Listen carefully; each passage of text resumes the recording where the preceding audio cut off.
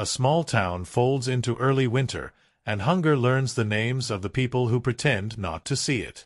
The streets wear a film of frost, stores flicker closed, and a little girl keeps her hands in her pockets to hide their shaking. In one palm she holds a broken pocket watch that used to belong to her father, a heavy circle of memory that refuses to tick. She walks the familiar route to the pawnshop because names like pride and legacy don't keep a child warm. She tells herself that a ticking clock can't bring her father back, but a can of soup can silence the ache in her mother's stomach. When she pushes the door, the bell complains, and the stale air smells like dust and forgotten promises. She places the watch on the counter with a courage that does not belong to her years, and waits for a price on love disguised as brass and cracked glass. The man behind the counter barely looks up. He sees objects, not stories, and the watch is just another thing that won't turn a profit without work. His offer is numb and thin, the kind that makes a child feel smaller than she already is. She nods because nodding is easier than explaining hunger, and her fingers hesitate on the metal as if the watch might pulse with warmth if she holds it tight enough. Before the exchange can end, a presence enters behind her, the scrape of boots, the hush of cold air following a stranger. He does not look wealthy, or loud, or certain. He is a worn coat and a tired gaze that has measured loss more than once. He asks a simple question with a softness that disarms. Does the watch have a story? The girl's chin lifts. She says it belonged to her father. The stranger understands the currency of grief and offers a mercy that feels like sunlight after weeks of cloud. Food first, dignity always, the watch stays with the child. The stranger's name is Gabriel, and names can be anchors.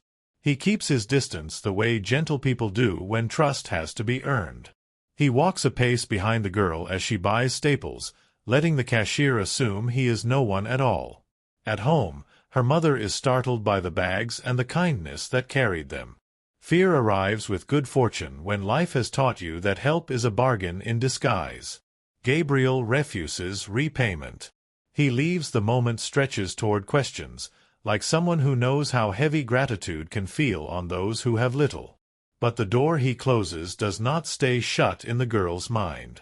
She eats slowly that night, tasting not only soup but possibility, and she runs a thumb over the dead watch face until it reflects the orange of the stove flame. She wishes time could bend and bring back a laugh she barely remembers. Morning reveals the bones of the town. Shuttered storefronts, a courthouse in need of paint, a mill lot where weeds make their slow, steady claims. The girl's mother searches for work, sweeping a porch that does not belong to her because clean steps sometimes open doors. That is where Gabriel appears again, as if the day had turned a page and his shadow lived in the margins. He speaks of a small operation he wants to restart, a place that used to sand down old timber and give it second lives. He doesn't promise rescue. He offers a job that is honest, a wage that is modest, and a chance to be needed. Suspicion is a habit you learn to carry like a scarf against cold winds, but hope sneaks under the fabric and warms the skin. The mother says she will try. Trying is a brave word when failure is expensive. Work reshapes hours into something that holds.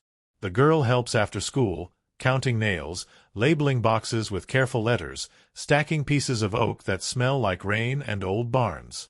The mill wakes from its long sleep, one machine, then another, until the air hums with industry and sawdust swirls like glitter only the poor can appreciate. Gabriel is there early and leaves before the sun takes its final bow, a man who never sits fully in his own shadow.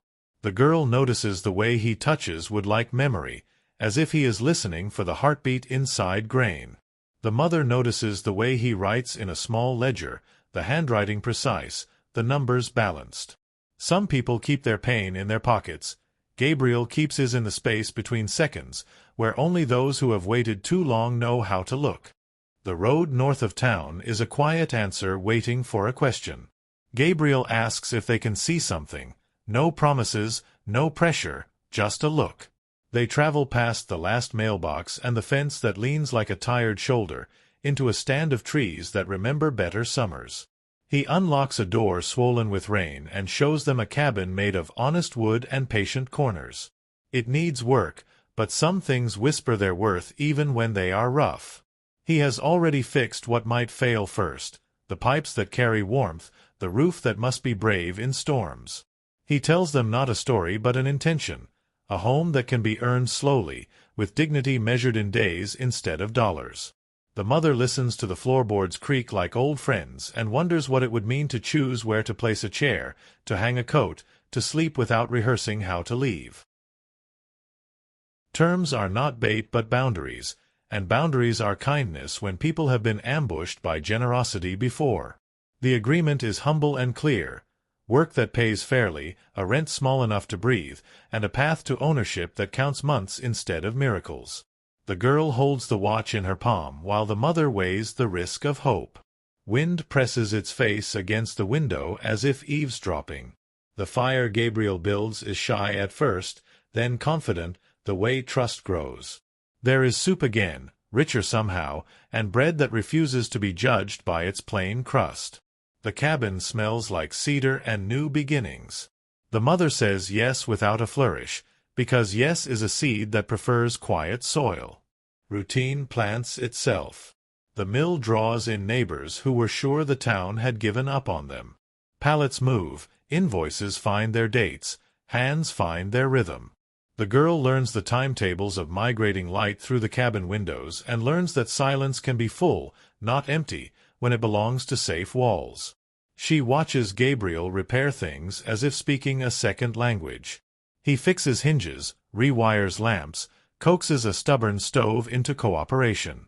When he thinks no one sees, he holds the girl's broken watch and studies it like a map.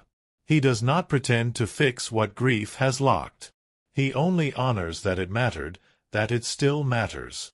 The mother sleeps better, the kind of sleep that trusts tomorrow to arrive. Every town has a threat that hides in the fine print.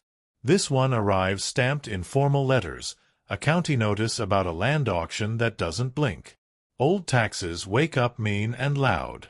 The mill lot and the cabin both stand inside lines on an outdated survey where compassion was never a clause.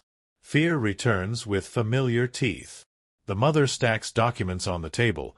The girl lays her pencil beside them as if preparedness could be drawn. Gabriel folds the notice once, then again, neat enough to be an act of defiance. He doesn't promise that the world will bend.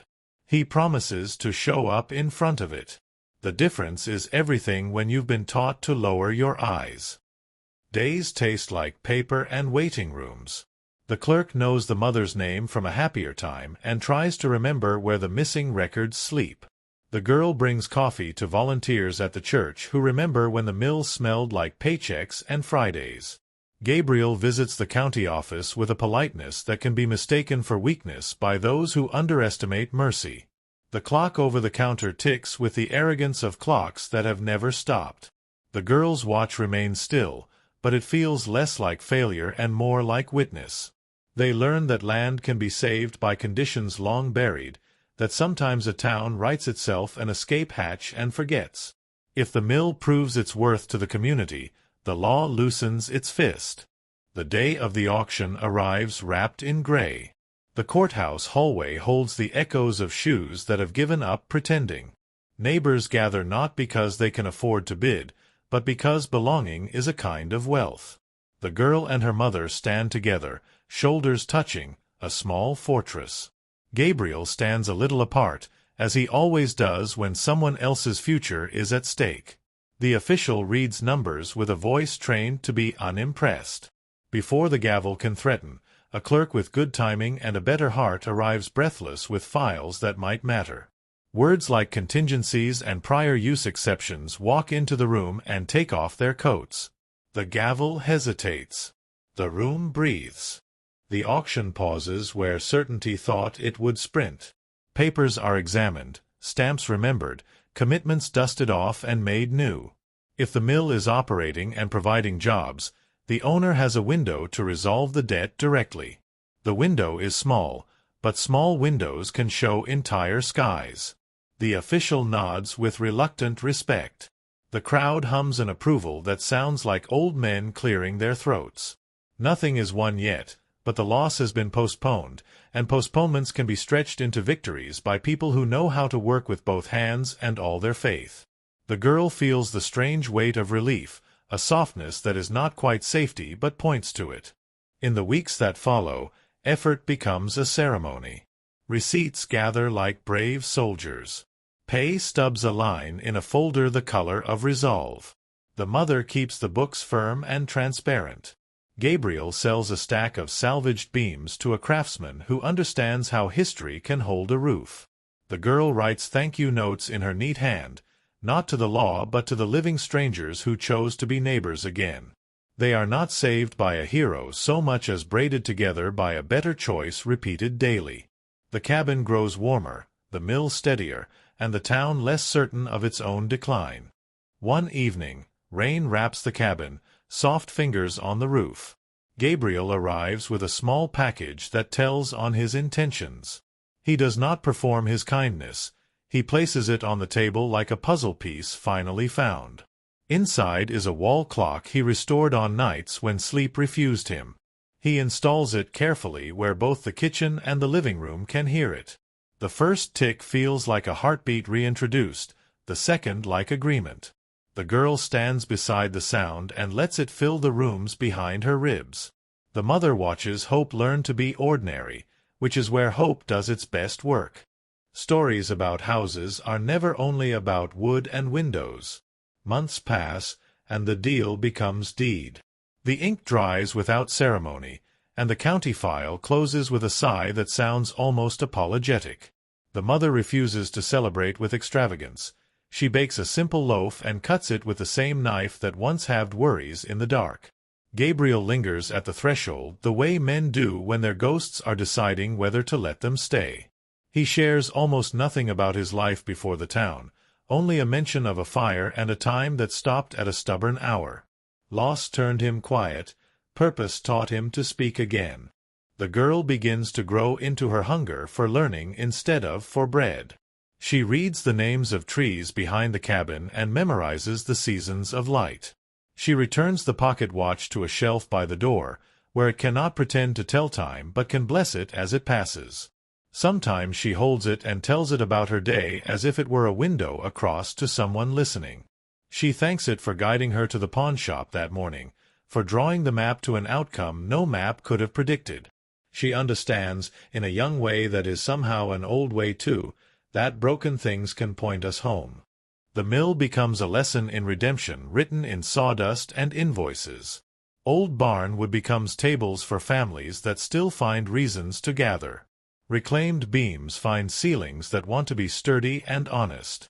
The town learns how to pronounce the word resilience without forcing it. Gabriel teaches a teenager to plane a board and teaches himself that patience is a bridge you cross in both directions. The mother takes her lunch on the stoop and allows herself the luxury of unguarded laughter. The girl does homework by the window, half watching the road that no longer feels like an escape route. One late afternoon, the sky folds into gold, and the cabin inhales. The clock on the wall keeps time with a confidence that does not boast. The pocket watch lies still but not silent. Some objects speak in presence. The girl imagines her father's hand over hers, heavy and reassuring, guiding her to keep or to let go. She chooses to keep what is weightless and let go of what cuts. Outside, wind moves through the trees like a choir warming up. Inside, the air holds stories that now belong to them, not in the sense of possession, but of stewardship. Goodness asks for care more than thank. It is tempting to name Gabriel a savior, but he refuses that role by living instead of performing it. He shows up when the pipes rattle, leaves before the moment centers him, and lets the family claim their own ground. When grief visits him, it does so quietly, and he meets it on the back step like a disciplined friend. The girl recognizes that even helpers need help, and she begins to save small kindnesses for him. A thermos of coffee on cold mornings, a note that says the clock keeps perfect time, a drawing of the mill labeled with a child's steady pride. He accepts each offering like a man learning that receiving can be holy too. The ending arrives not with trumpets but with ordinary light finding familiar angles. Paperwork sits in a drawer, the kind you rarely open once it has done its work. The clock ticks. The watch rests. The mother sleeps. The girl dreams less about hunger and more about making, fixing, and giving. The town adjusts to its changed heartbeat as if it had only been holding its breath. And somewhere in the thin space between seconds, where the old pain used to live, something gentle takes a seat and agrees to stay. Not all miracles are loud. Some of them are just time, finally moving in the right direction. The morning after the ending that did not announce itself, the town remembered how to move without limping. The girl woke before the clock's first confident tick and listened to the hush that used to be fear but was now simply quiet. She tied her shoes with steady hands and set a cup at the spot where Gabriel usually stood, half inside and half outside the doorway, like a man who respected thresholds. The mother folded a newspaper that finally carried news that didn't bruise. The mill listed in a column about local jobs, the cabin mentioned as a symbol of revival by a reporter who had once predicted the town would fade. Hope, she decided, was not fireworks. It was mornings that didn't flinch. At the mill, wood smelled like a promise being kept.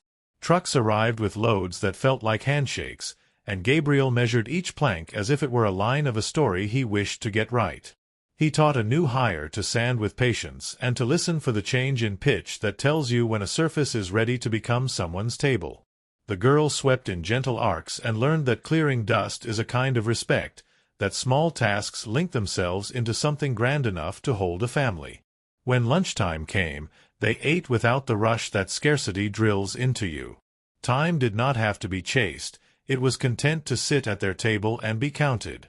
Winter leaned harder, the way winters do when they remember they have a reputation.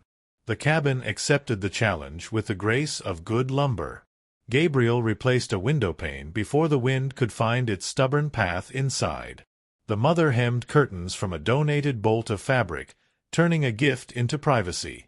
The girl pressed her palm to the wall clock and felt nothing but wood and metal, which was somehow enough. That night, she took down the pocket watch and set it beside her homework, a silent witness to an algebra that didn't scare her any more. Not all legacies make noise. Some of them are steady eyes in the corner of a room, refusing to let you forget what you survived. There are towns that heal by pretending, and towns that heal by admitting, and there's Cho's confession. At the church hall, someone organized a community night, not glossy, not loud, with crock-pots, folding chairs, and a microphone that squeaked until a teenager figured out the cable. People stood to speak, not to perform. A nurse thanked the mill for keeping the lights on in a house that had gone dark twice that year. A retired teacher said it felt safe to buy stamps again instead of counting them. Gabriel's name came up in that awkward way grateful people bring up the quiet man in the back. He raised a hand, not to wave, but to lower the attention. The girl saw the way relief and discomfort fought across his face and promised herself she would never let praise corner him. Storm warnings arrived like stern uncles, brief, insistent, and right.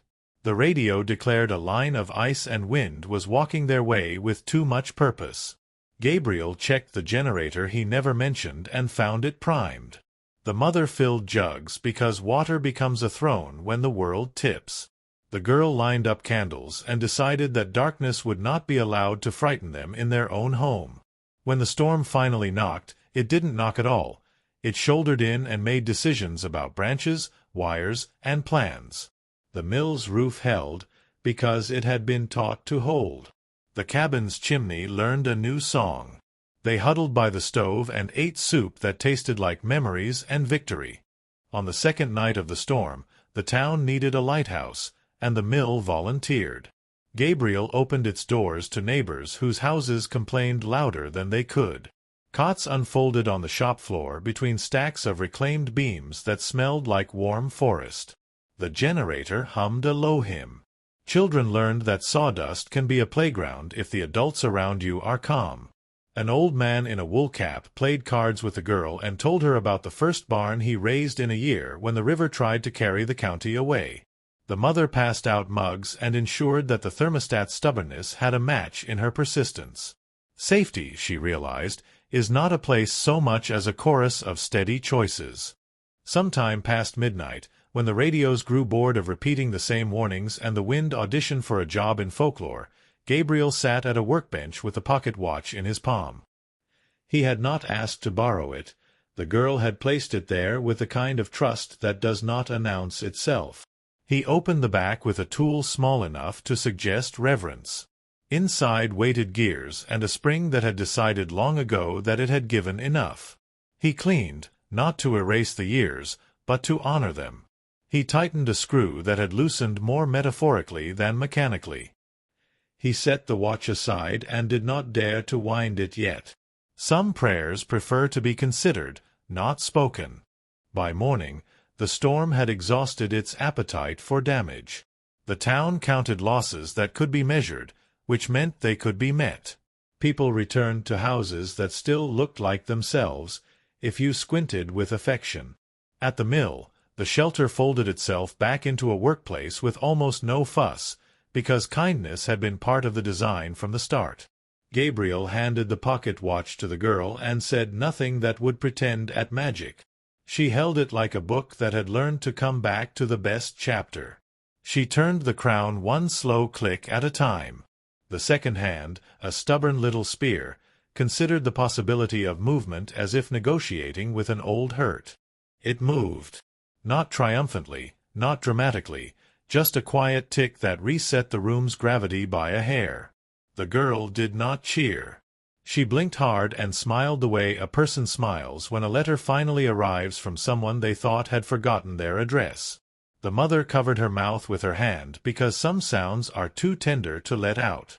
Gabriel looked away, giving the miracle its privacy. The watch marched 3 seconds, then 5, then a minute that felt like a pact renewed.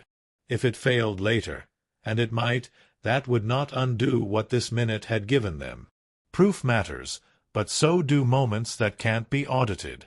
After the storm, the county inspector visited the mill with a clipboard and a habit of frowning. He frowned at the generator and then at how neatly the ledgers reconciled. He frowned when he realized the shop floor had doubled as a shelter. He tried not to let the frown loosen into respect, because procedures prefer to be obeyed, not admired. In the end, he initialed what needed initials and reminded them of deadlines that already lived in Gabriel's calendar. The mother watched his car leave and felt the strange calm that comes when the worst thing someone can do to you is ask you to keep doing what you're already doing. Spring found them before the world had fully thawed. Shoots argued with the ground and won. The mill took on a project that would live in the center of town. Benches for a small square that had never asked for beauty and was finally receiving it. The girl sketched names into the underside of slats where only the curious would find them. Words like patience, refuge, and return. Gabriel carved a small mark that meant nothing to anyone else, a private memorial not to loss, but to endurance. The mother painted a sign that didn't brag. It simply said, "Open," as if possibility were a door anyone could walk through. On a soft evening that forgave every harsh one before it, they ate outside and let the clock declare the hour without argument. The pocket watch kept time alongside the wall clock, sometimes perfectly, sometimes drifting like a mind that goes for a walk and comes back with a story. The girl decided that perfection was a party trick, but persistence was a life. She thanked the watch without words, the way a believer touches a doorway. Gabriel gathered the plates and refused to be thanked in the language of debt. He preferred the grammar of ordinary. Another day's work, another roof that didn't leak, another small mercy nobody would write down but everybody would feel. When night braided itself through the trees, windless and kind, the town looked less like a place waiting to be saved and more like a place that had decided to save itself. The mill lights clicked off one by one, starlight took its turn, and the cabin held 3 people the universe had once tried to scatter. The girl placed the pocket watch on the shelf by the door where it could bless each leaving and returning. She breathed in and out with the steady rhythm of both clocks and realized that time, when met with care, is not an enemy. It is a companion who nudges, reminds, and forgives. And in that forgiveness, they slept, rich not in things, but in the courage to wake up again.